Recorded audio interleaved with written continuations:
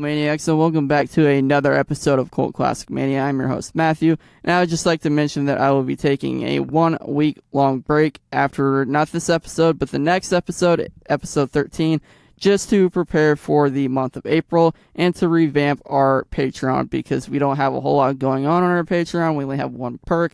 I think I'm going to add maybe exclusive interviews, your choice of movies of what I should be talking about, and maybe just episodes of films that maybe not fit the mold of Cult Classic Mania, just my take on a certain movie that you want me to talk about.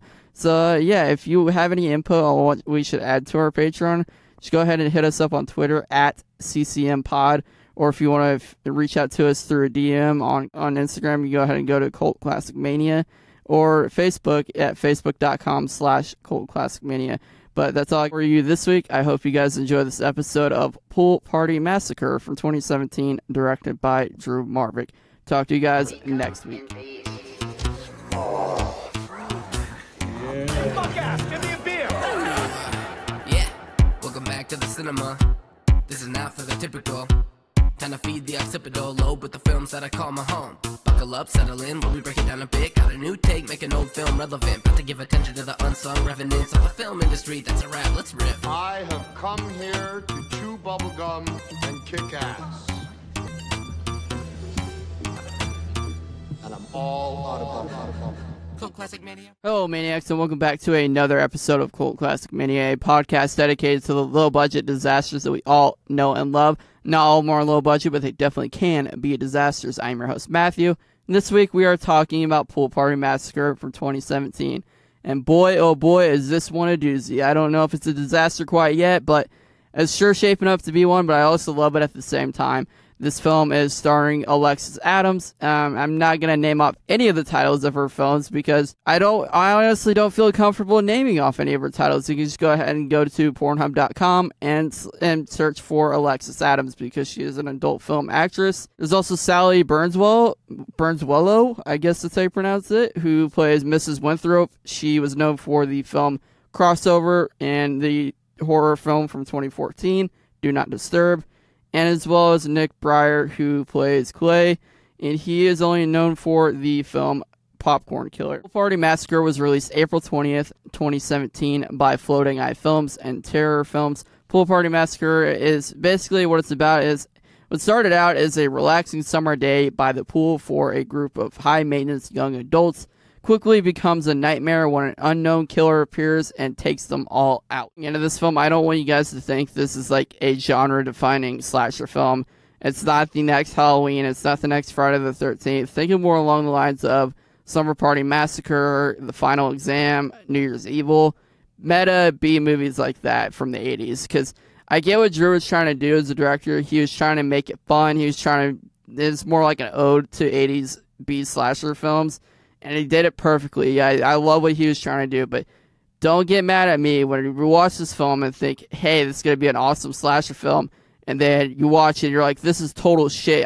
I wasted an hour and 20 minutes because of this fucking kid. It's like, hey, this is a great slasher film. You guys should check it out. No, that's not the case at all.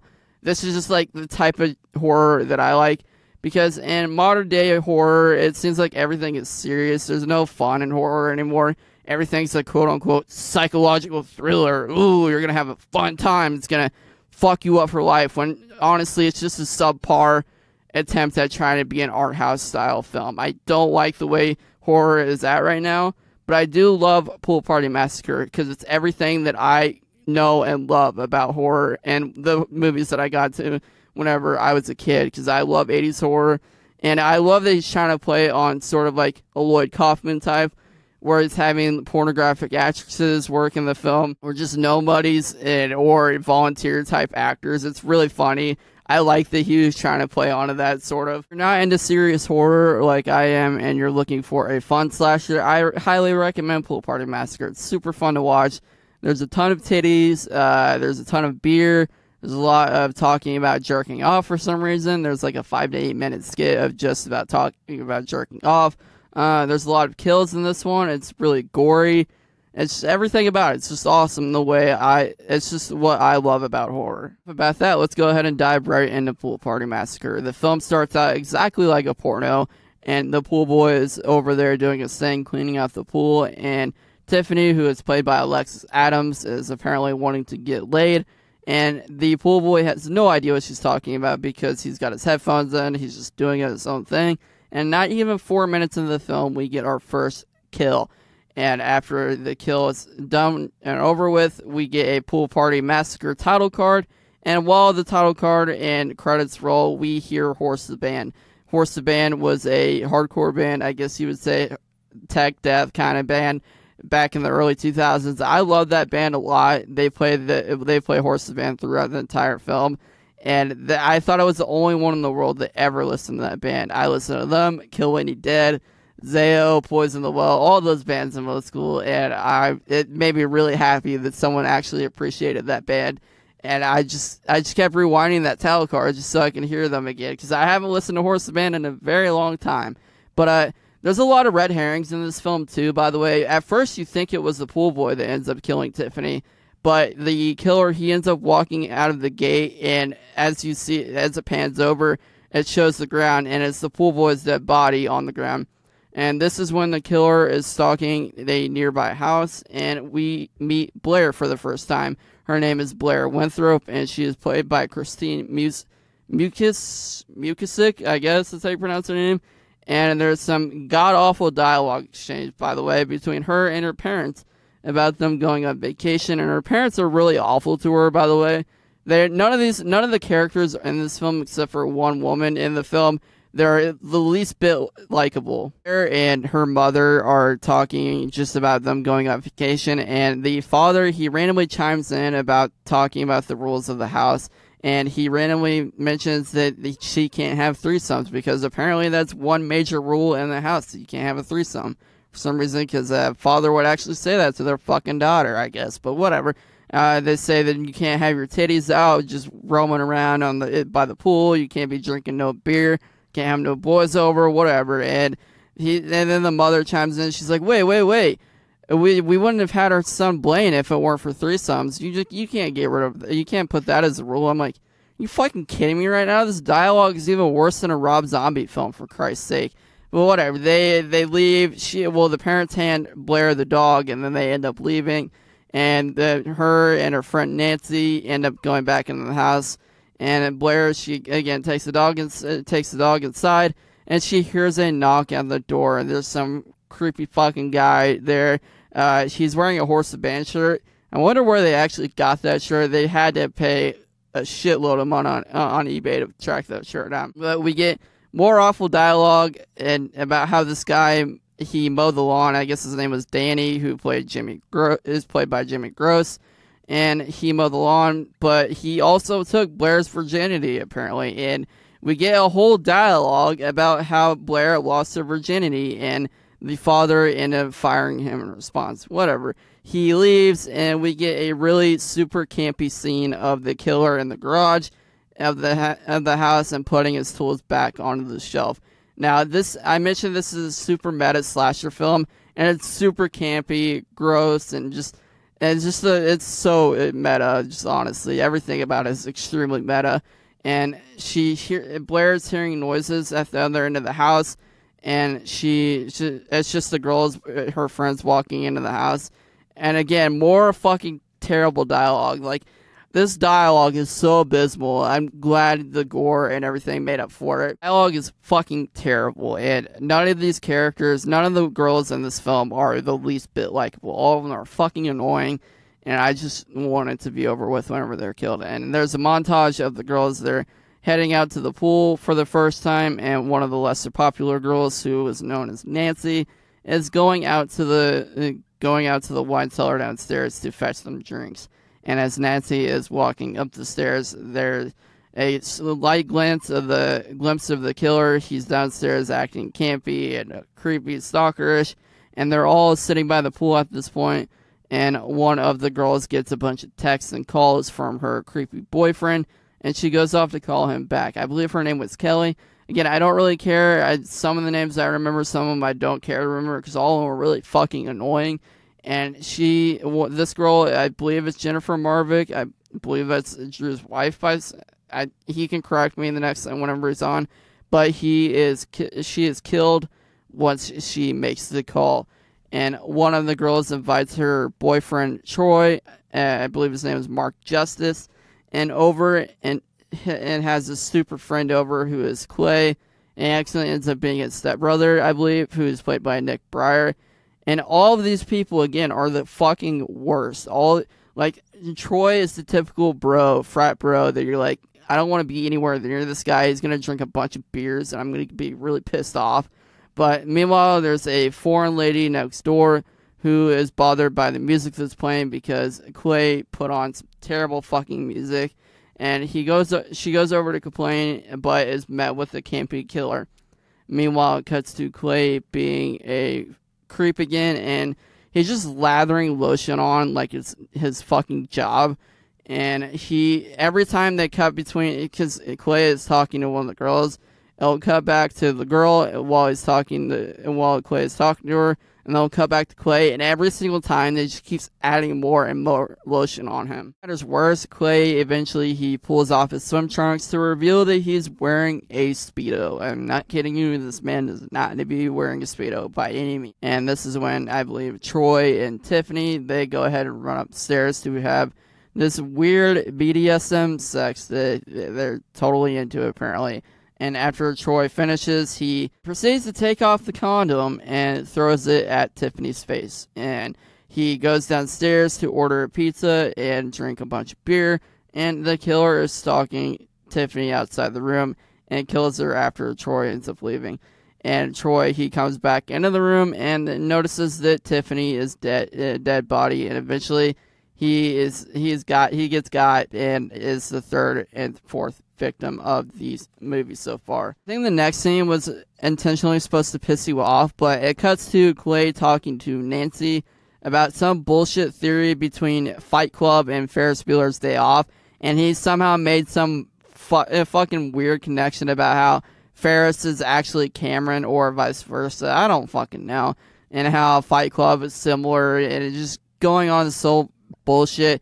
But this is like just some creepy attempt to get with Nancy, because Nancy's like trying to say that theory was fake and he's all bullshit, which he is. I'm not gonna get into it. And it's just like afterwards, he's like, you want to go outside and sit on the couch with me and watch it for yourself?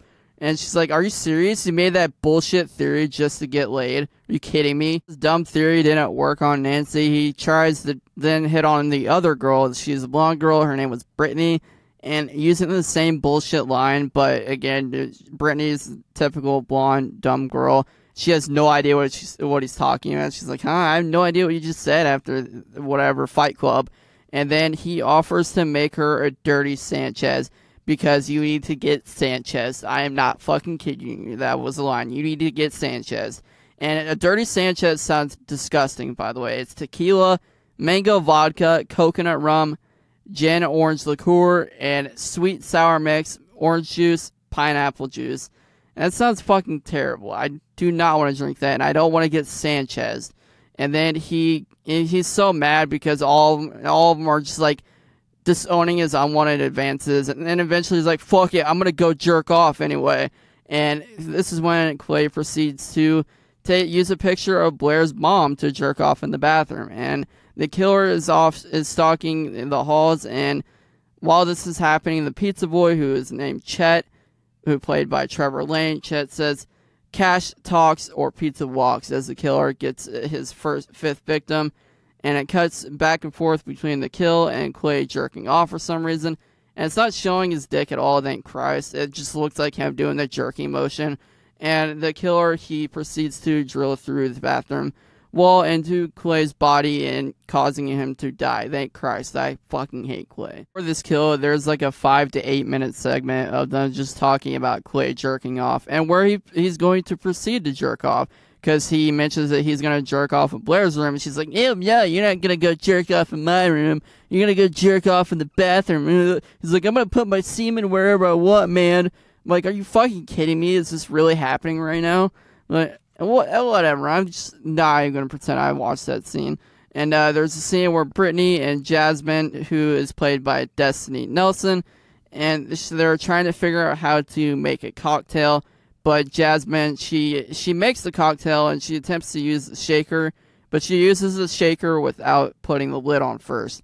And this, apparently, she says that getting alcohol on your spray tan ruins your skin, apparently, and she goes to take a shower. And this is when the killer is in the bathroom, and the killer is using a weed whacker, and he lifts up the shower curtain and aiming it at Jasmine, and it ends up killing her. Now, I love the kills in this film because all of them are super creative, and he's always using, like, gardening tools or, like, lawn care tools. It's really fun. I love it. The pacing sort of dies down, and there's an annoying 5 to 8 minute dialogue between Blair and Nancy. Nancy says that Troy and Tiffany are probably fucking in her bed, and they're basically having a circle jerk of who's better and who's the worst at this point. And the argument ends by Blair storming off, and Nancy is left alone by the pool, and she's pouring herself a glass of champagne. And it pans to Nancy relaxing on the couch, and the killer is right behind her, ending up killing Nancy. Meanwhile, this is happening. Blair, she is in the house and looking for Nancy because apparently she didn't remember she's by the pool, and she heard a door shut and goes to check on the noise. And Clay's body is tucked behind the door that she checks, and Troy and everyone else seems to be dead in the room. But wait, there's a plot twist. Oh no, dun dun dun, more red herrings that you notice.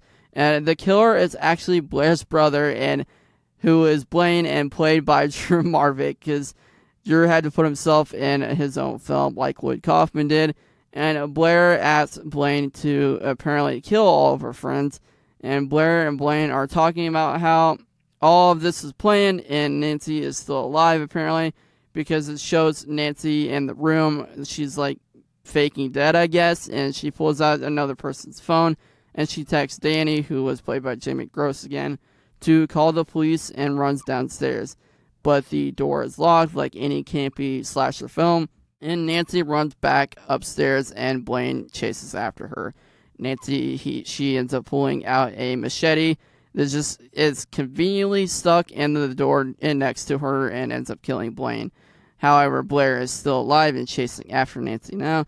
And I love the scene between her and Blaine, because it's a sort of an ode to slasher films. And he's like, why would I do that? Why would I just let you live? That's not how a slasher film works. And it's sort of like a breaking of the fourth wall, just talking about like how a horror film is supposed to work while they're in a horror film.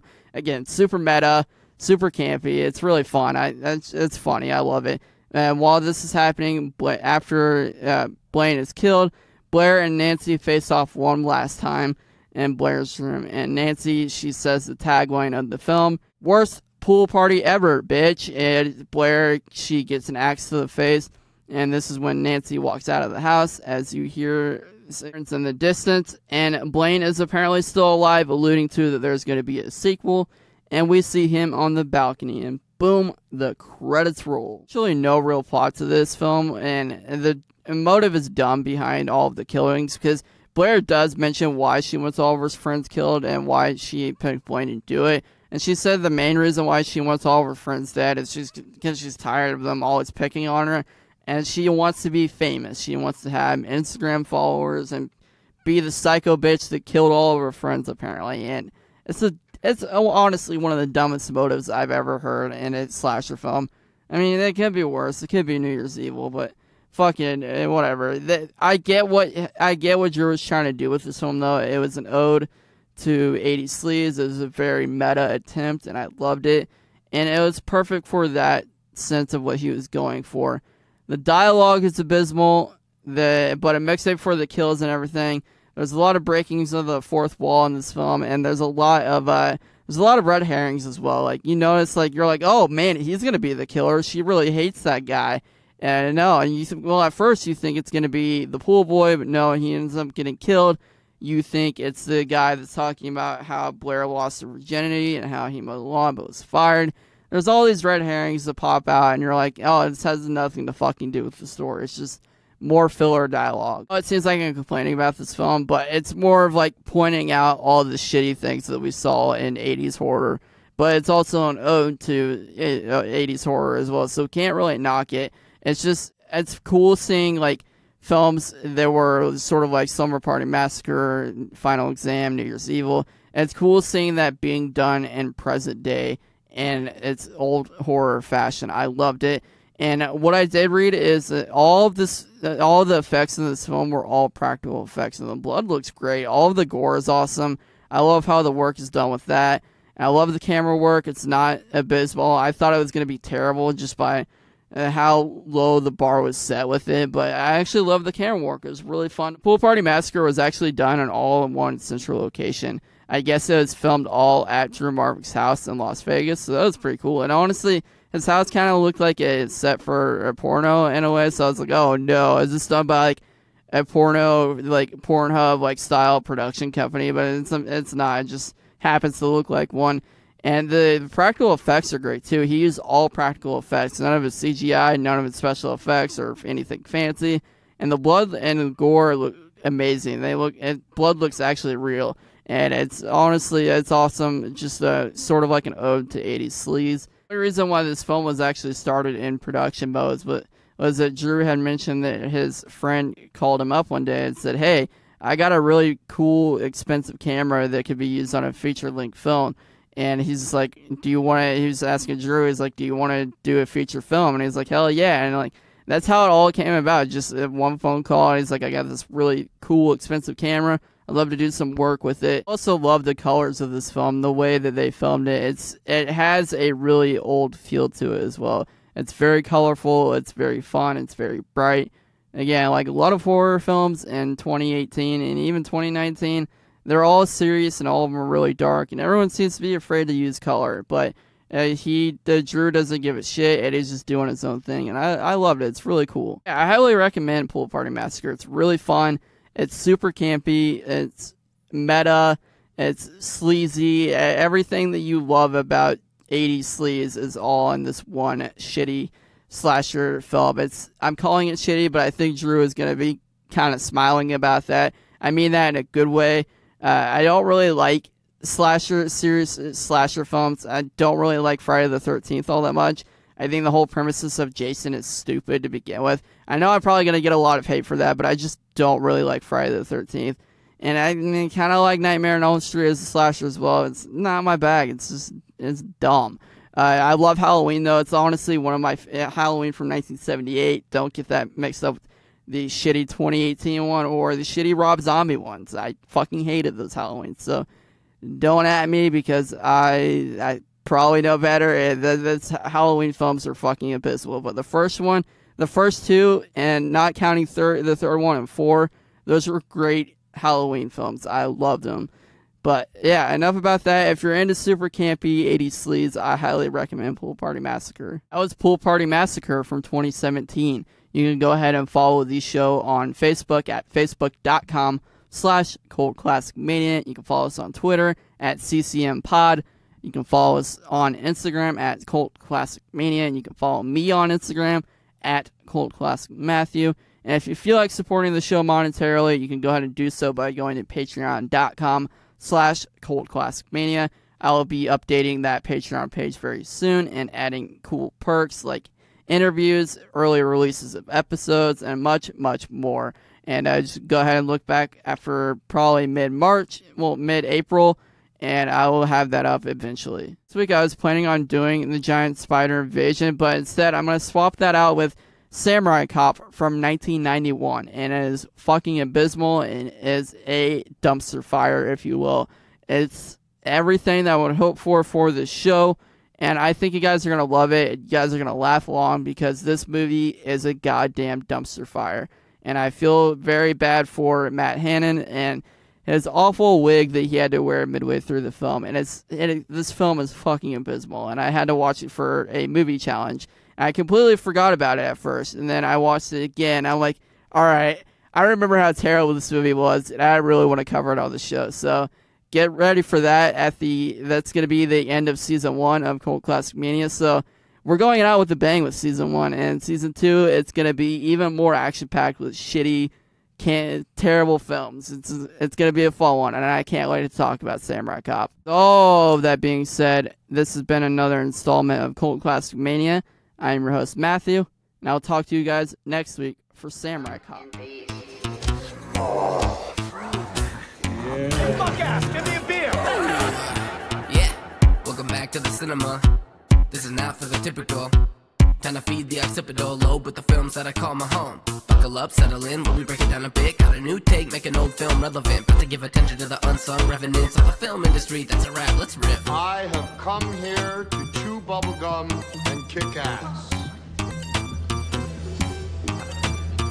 And I'm all out of bubblegum. Cult Classic Mania.